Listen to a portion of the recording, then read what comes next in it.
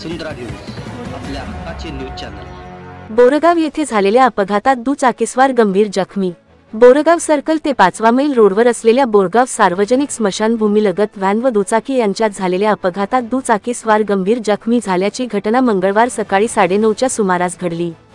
यामध्ये रेहान बोरखे हा दुचाकीस्वार गंभीर जखमी झालेला आहे।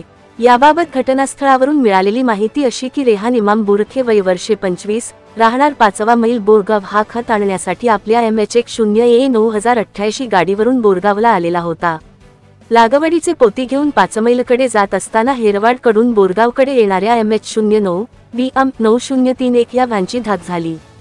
या अपघातात व्हॅन पलटी झाली असून दुचाकीस्वार रेहान इमाम बोरखे याच्या डोक्याला गंभीर मार बसल्याने तो जखमी झाला असून त्याला पुढील उपचारासाठी इचलकरंजी येथील खाजगी रुग्णालयात हलवण्यात आले आहे।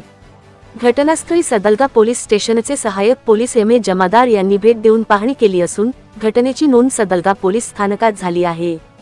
वसुंधरा शक्ती न्यूजसाठी अजित कांबळे। चॅनलला सबस्क्राइब करा आणि परिसरातील ताज्या घडामोडी सर्वात आधी बघण्यासाठी बेल आयकॉनला क्लिक करा।